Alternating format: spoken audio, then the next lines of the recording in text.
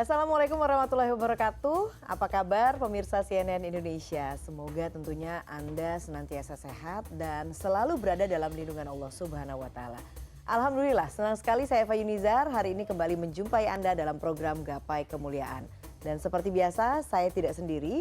Saya sudah hadir bersama Kiai Haji Muhammad Faiz. Assalamualaikum. Waalaikumsalam Kiai, warahmatullahi apa wabarakatuh. kabar? Alhamdulillah, hari yang baik dan di acara yang baik. Alhamdulillah, semoga senantiasa selalu sehat dan dalam Amin, lindungan Allah amin, Subhanahu wa amin, taala. amin. Baiklah, hari ini tema yang akan kita bahas adalah Al-Qur'an sebagai pedoman hidup. Tentunya bagi Anda pemirsa yang memiliki pertanyaan, silakan disampaikan melalui email yang saat ini tertera di layar kaca Anda. Langsung saja kita bahas tema hari ini ya Kiai. Nah, Kiai, Quran itu diturunkan oleh Allah sebagai nur wahyu bagi umat manusia dan bagaimana kita menjadikan Quran ini sebagai pedoman dalam hidup untuk senantiasa menjadikan hidup kita tenang tentunya, Kiai. Ini pembukaan yang bagus ya. Al-Quran dikatakan nur. Nur itu cahaya. Karena tanpa tuntunan ilahi, hidup ini kan menjadi gelap dan buram. Pertanyaannya sederhana sih. Kalau saya ada di kegelapan malam, kemudian membawa baterai atau senter itu, kira-kira sebelum melangkah, itu yang saya nyalakan senter dulu apa jalan dulu? Pastinya senter dulu Senter ya, dulu ya. supaya bisa melihat Supaya begitu ya. saya bisa melihat. Oleh karena itu, kita memang menjadikan Al-Quran sebagai setiap orang muslim itu menjadi nur cahaya yang akan menerangi kehidupan kita. Oleh karenanya, mempelajari Al-Quran, memahami Al-Quran, membaca Al-Quran, itu adalah bentuk pengakuan kita kan. Bahwa ini adalah hidayah, ini adalah petunjuk. Kenapa ini yang menjadi petunjuk? Karena kan kita menyadari semua bahwa kita ini ciptaan Allah kan. Sederhananya, tamsilnya, kalau ada pabrik membuat satu produk, biasanya produk itu ketika di launching, dikeluarkan, maka dia akan memiliki buku petunjuknya kan. Kita bisa lihat, kita beli kulkas misalnya, pasti ada merek tertentu, ada buku petunjuknya. Kita beli televisi seperti itu, ada guidance-nya untuk menjalankan dan mengoperasionalkan televisi ini. Bahkan pada hasil karya manusia yang canggih itu seperti pesawat tuh, kalau kita lihat, pilot itu kan juga punya buku. Ya, yang ketiga ada terjadi apa-apa, dia lihat bukunya dulu. Karena dengan buku ini yang bisa menjamin keselamatan. Nah, sama dengan manusia, dia diciptakan oleh Allah. Maka di dalam Al-Quran itu Allah ingatkan, ala ya'lamu man khalaq. Yang paling tahu terhadap manusia, itu tentu yang menciptakan. Nah, yang menciptakan itu adalah Allah. Dan Allah turunkan kitab suci. Kitab suci yang banyak pada masa-masa tertentu. Ada Zabur di sana, ada Taurat sebelumnya misalnya, ada juga Injil setelahnya, kemudian ada Al-Quran. Nah, semua wahyu Allah ini adalah tujuannya untuk menjadikan kehidupan manusia itu selaras dengan apa yang menjadi agama yang Allah ridhoi buat setiap orang di muka bumi ini. Nah, untuk membaca Al-Quran itu tentunya butuh pemahaman begitu ya, Kiai ya. Nah, sekarang juga banyak umat manusia, banyak masyarakat yang kemudian terjebak dengan hanya membaca tapi kemudian tidak mengamalkannya begitu, Kiai. Betul. Nah, Artinya bagaimana? ketika kita ingin kembali kepada Quran, itu bukan slogan yang sederhana.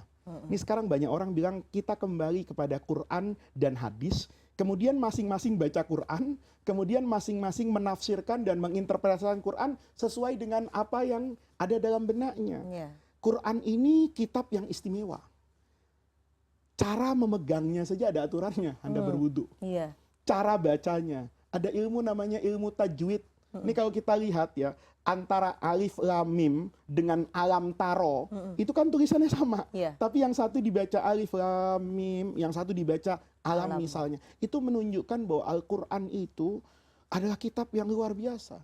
Dia ada ilmu tajwidnya. Tetapi dia tidak bisa dipraktekkan kecuali dia belajar turun-temurun dari guru. Misalnya nih, kalau ada orang belajar ilmu tajwid, ada hukum tajwid itu namanya gunnah. Gunnah itu mendengung. Kalau kita baca tanpa guru mendengung, tiba-tiba dia niruin suaranya lebah kan, ngeng. Pikir-pikir, mana ada Quran suaranya kayak gitu. Nah, itu menunjukkan bahwa ini adalah ilmu yang membutuhkan guru. Jangankan untuk memahaminya, bahkan untuk membacanya itu dibutuhkan seorang guru agar bacaan kita sesuai dengan tata kaidah ilmu tajwid untuk membaca Al-Quran. Oleh karena itu ketika kita mengatakan bahwa Quran itu harus menjadi sumber hukum kita, harus menjadi rujukan kita, maka kita juga harus tahu apa sih sebetulnya yang dikandung di dalam ayat-ayat Al-Quran. Ayat Al-Quran itu ada yang mengandung hukum yang dijelaskan di dalam Al-Quran secara detail. Misalnya hukum faraid, pembagian waris, itu dijelaskan betul di dalam Al-Quran.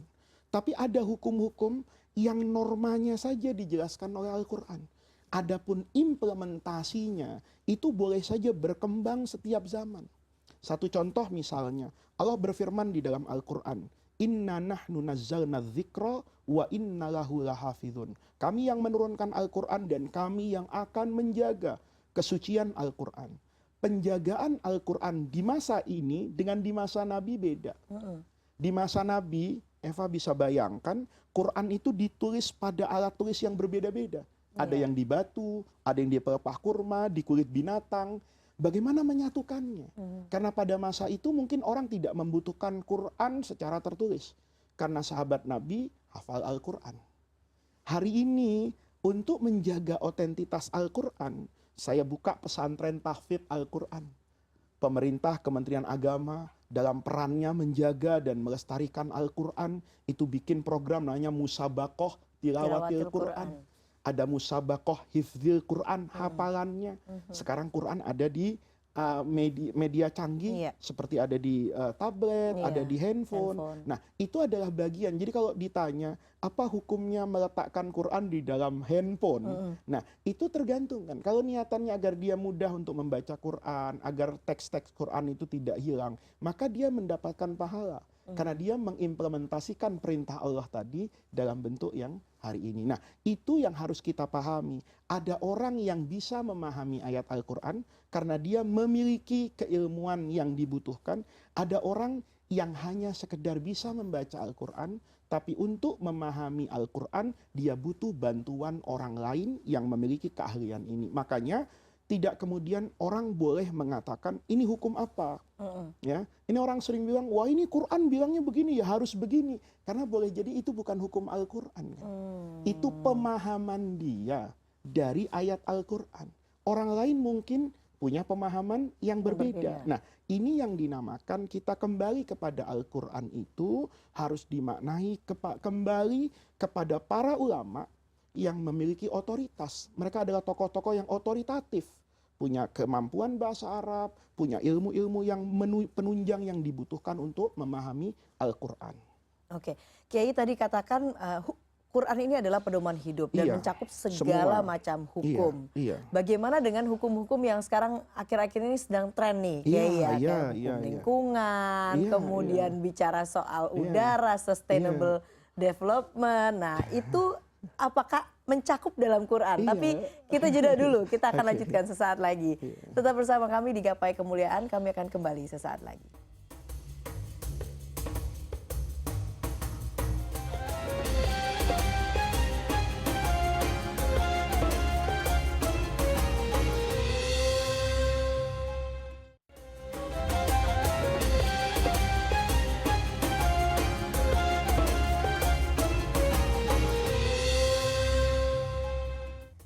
Terima kasih Anda masih menyaksikan Gapai Kemuliaan dalam episode Al-Quran sebagai pedoman hidup. Kita lanjutkan kembali pembahasan kita, menyambung pertanyaan saya sebelum break tadi, Kiai. Jadi kalau memang Quran sebagai pedoman hidup mencakup segala macam hukum, apakah memang mengatur hal-hal yang saat ini sedang tren begitu ya, Kiai? Soal lingkungan, soal sustainable development dan lain sebagainya. Jadi Al-Quran itu sebagai kitab suci yang diyakini oleh saya sebagai umat muslim, itu berlaku semenjak diturunkan oleh Allah kepada Nabi Muhammad sampai nanti hari kiamat. Quran ini berdialog dengan umat manusia yang berbeda-beda sepanjang zaman. Keadaan yang berbeda sama sekali saat dia diturunkan dengan hari ini misalnya, apalagi 1000 tahun yang akan datang. Oleh karena itu, Al-Quran ini Allah turunkan ada bagian kecil dari substansi agama itu yang Allah jelaskan detail dengan teknisnya. Karena ini akan berlaku sepanjang zaman dan tidak akan terpengaruh dengan kondisi apapun. Tapi ada ayat Al-Quran itu yang sifatnya itu fleksibel. Fleksibel dalam artian dia hanya berbicara norma. Misalnya, tata kelola pemerintahan. Hari ini kan kita belajar ya, politik tuh ada demokrasi, nanti ada trias politika, ada macam-macam. Pertanyaannya di Quran ada apa enggak? Quran tidak memberikan guidance yang pasti. Apakah republik itu lebih bagus dari monarki? Enggak. Quran memberikan kebebasan. Tapi normanya disebut dalam Al-Quran. Apa normanya? Al-adalah, keadilan, dan rasa adil buat semua orang. Ketika Nabi mengatakan misalnya bahwa Al-Quran itu mengikrarkan bahwa inna khalaqnakum min dzakarin wa untha wa ja'alnakum syu'uban wa qabaila lita'arafu. Itu Quran mengatakan harus adil. Semua orang itu akan sama. I'dilu huwa aqrabu littaqwa. Ini namanya konsep al-adalah. Quran bilang, bentuk keadilan itu apa nanti pemisahan kekuasaan pengadilan? Kita di Indonesia dulu nggak pernah dengar ada MK. Hari ini ada Mahkamah Konstitusi. Kita nggak pernah melihat di negara lain misalnya demokrasi yang terbuka seperti hari ini. Tetapi Quran tidak pernah melihat itu sebagai satu konsep baku. Yang penting al-adalah.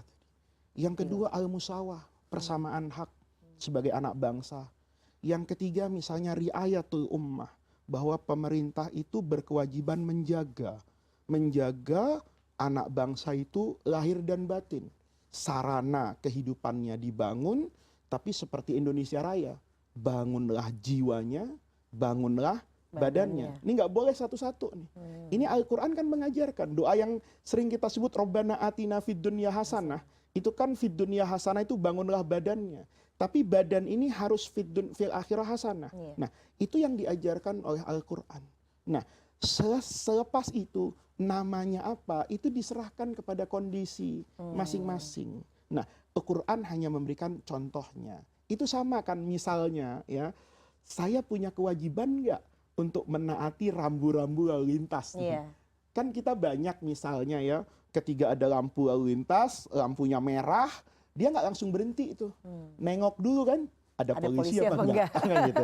Nanti orang di Jakarta tuh enteng aja tuh Mbak Eva, begitu dia langgar lalu lintas itu, disemprit sama polisi, prit, kamu nggak lihat lampu merah? Lihat Pak, kenapa nggak berhenti? Kenapa terus jalan? Saya nggak tahu ada bapak. Nah, pertanyaannya, dia ketika melanggar lampu lalu lintas itu, kan dia merasa hanya melanggar aturan undang-undang lalu lintas. Dia lupa loh. Wal Quran bilang walatul kubi aidikum ilat tahlukati. Allah katakan jangan jerumuskan dirimu ilat tahlukati ke jurang kehancuran. Walataqtulu anfusakum, jangan kamu bunuh dirimu masing-masing. Memangnya bunuh diri itu hanya dengan menggantung lehernya di pohon? Enggak lah.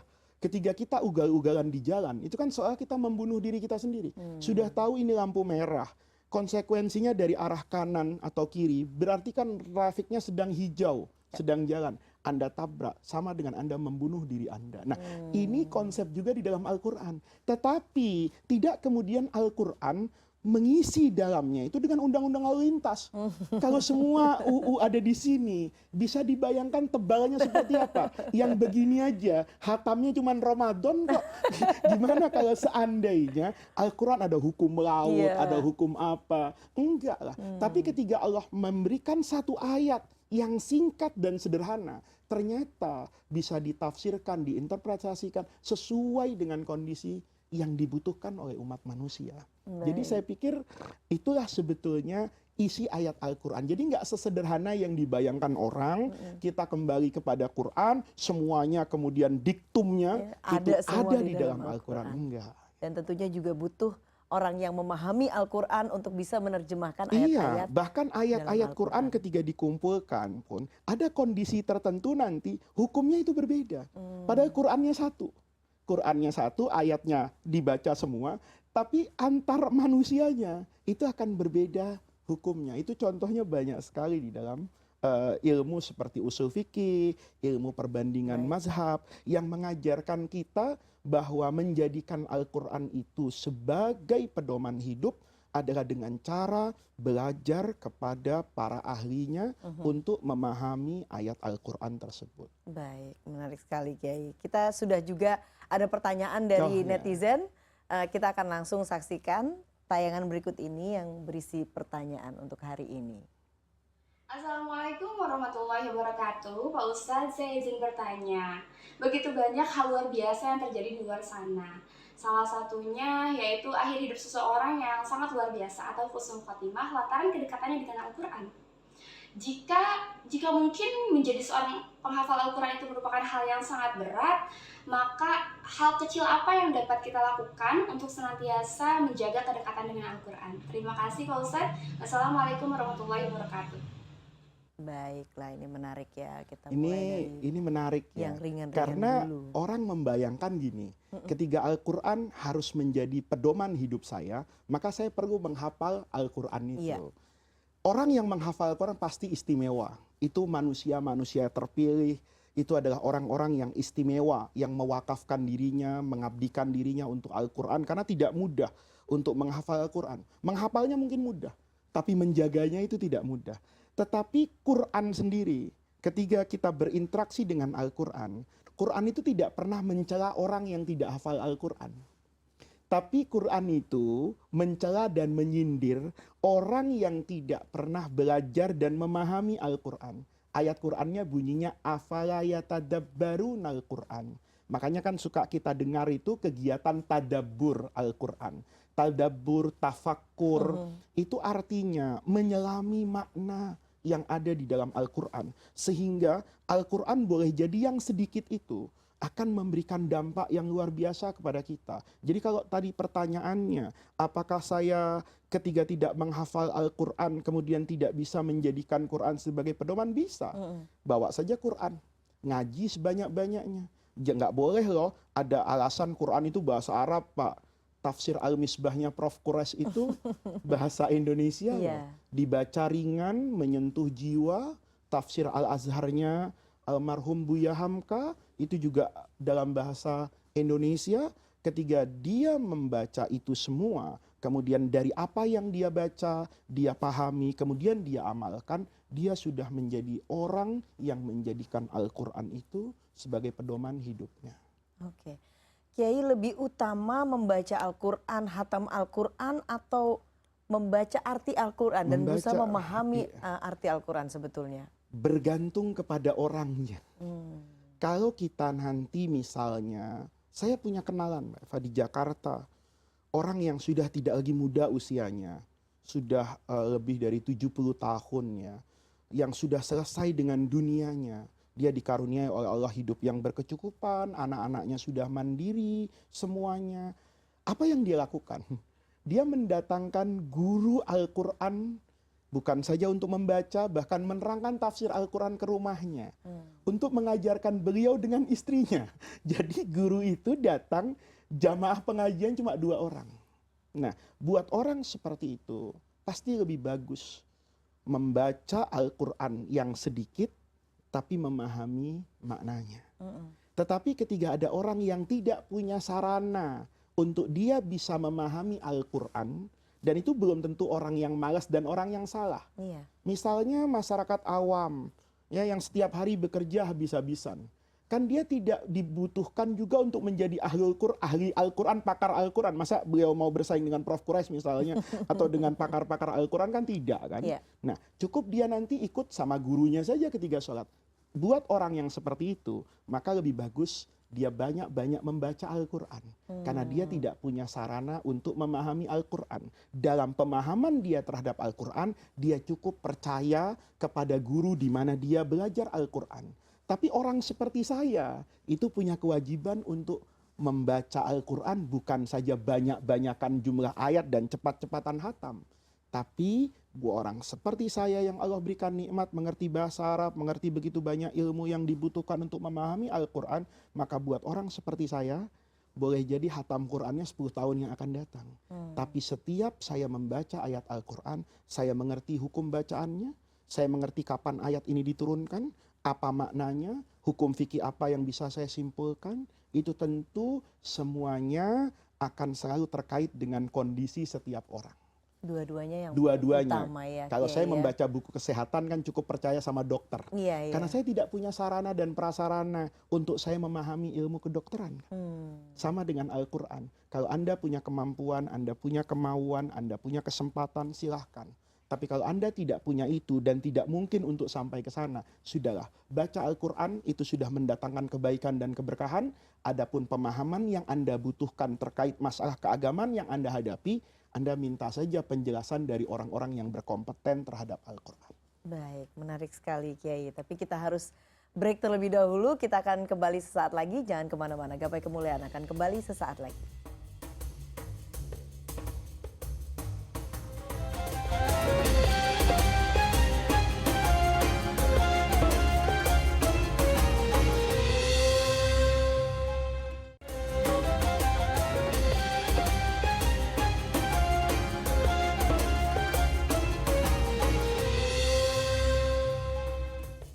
Ya, terima kasih Anda masih bersama kami dalam Gapai Kemuliaan dalam episode Al-Quran sebagai pedoman hidup. Kita lanjutkan kembali pembahasan kita. Kiai, syafaat apa yang Quran bisa berikan kepada mereka yang dekat dengan Quran? Kemuliaan sesuatu itu kan selalu mengikuti apa yang ada di dalam sesuatu tadi kan. Jadi kalau ini adalah Al-Quran, adalah firman Allah, maka dia semua terkait dengan Allah. Ketika kita membayangkan apa yang bisa diberikan oleh Al-Quran, maka bayangkanlah apa yang tidak bisa tidak diberikan oleh Allah kepada kita. Dalam banyak hadis itu, ayat-ayat tertentu dalam Al-Quran, surah-surah tertentu dalam Al-Quran, itu bisa memberikan syafaat yang luar biasa. Misalnya saja yang paling masyhur, kata Rasulullah, orang yang setiap malam mudawamah membaca surah Tabarakalladzi biyadihil mulku awal juz 29, itu nanti aman begitu masuk liang kubur. Kan ada fit and proper test tuh. Anda layak enggak masuk surga. Man robbuka wa man nabiyuka. Kalau Anda baca surah itu setiap malam saat Anda masuk ke kuburan, malaikat datang maka surah itu akan bersuara di alam barzah yang menghantarkan kita bertemu dengan keridhaan Allah. Itu artinya syafaat Al-Quran itu luar biasa. Dia menjadi cahaya dalam kegelapan kubur. Dia menjadi perisai yang paling kokoh ketika menghadapi begitu banyak kedahsyatan di alam kubur. Kita nggak bisa tahu dahsyatnya alam barzah. Saat itu yang bisa memberikan syafaat kan amal soleh. Pertanyaannya, apakah ada amal soleh yang lebih bagus dari orang yang membaca tuntunan ilahi setiap hari? Oleh karena itu syafaat Quran kepada orang yang membacanya itu luar biasa. Jadi biasakan kepada dalam hidup kita ini membaca Al-Quran. Mushafnya ada di depan kita. Kalau kita membaca misalnya satu halaman saja, satu wajah dari sini, rasanya tidak ada orang yang tidak mampu. Tapi banyak yang tidak mau. Persoalannya bukan mampu atau tidak mampu. Bukan bisa atau tidak bisa. Tapi mau atau tidak mau. Ketika kita sadari bahwa ayat yang kita baca itu akan menjadi simfoni indah yang menyambut kita di alam kubur. Rasanya tidak ada orang yang merasa berat membaca Al-Quran. Bisa di handphone bisa di hafalan surah pendek. Bisa bayangin loh, kata Nabi itu, orang yang membaca surah Ikhlas 3 kali. 1 menit dalam hidup kita itu berarti banget. Ayo kita baca kulhu 3 kali. Nyampe nggak 1 menit? Nggak nyampe. Itu kata Nabi, faka'an nama khotamal Quran. Kayak orang yang menghatamkan Al-Quran. Masuk surga itu sederhana, mudah. Tapi butuh hati yang lapang dan kuat. Kita tahu kan, 1 menit dalam hidup kita itu bisa seperti menghatamkan Quran dengan membaca kulhu 3 kali. Kita tahu itu. Tapi apa kita lakukan hari ini? Apa kita lakukan besok pagi? Yang sederhana itu. Itu dahsyatnya syafaat Al-Quran kepada kita. Baik, semoga kita selalu menjadi orang yang dekat dengan Al-Quran dan mendapatkan syafaatnya. Tidak terasa kita sudah sampai di penghujung program Gapai Kemuliaan. Seperti biasa, sebagai penutup, Kiai Haji Muhammad Faiz akan menyampaikan doa penutup. Para Silakan. pemirsa sekalian, kita berdoa kepada Allah Subhanahu wa taala, semoga kita senantiasa hidup dengan Al-Qur'an. Saat kita wafat masuk ke liang kubur, kita masuk bersama Al-Qur'an. Saat nanti kita dibangkitkan untuk menghadap Allah Subhanahu wa taala, kita dikumpulkan bersama orang-orang yang hafal dan rajin membaca Al-Qur'an. Rabbana atina min ladunka rahmah wa hayyi' lana min amrina rasyada. Allahumma la tahrimna khaira ma indaka li syarri ma indana. Rabbana zalamna anfusana wa illam taghfir lana wa tarhamna lanakunanna minal khasirin. Semoga Allah Subhanahu wa taala menanamkan kepada kita semua cinta kepada Al-Qur'an. Amin ya rabbal alamin. Amin. Semoga Allah ijabah doa-doa kita. Usai sudah perjumpaan kita hari ini pemirsa, saya Eva Yunizar dan Kiai Haji Muhammad Faiz undur diri. Sampai jumpa di gapai kemuliaan berikutnya. Wassalamualaikum warahmatullahi wabarakatuh.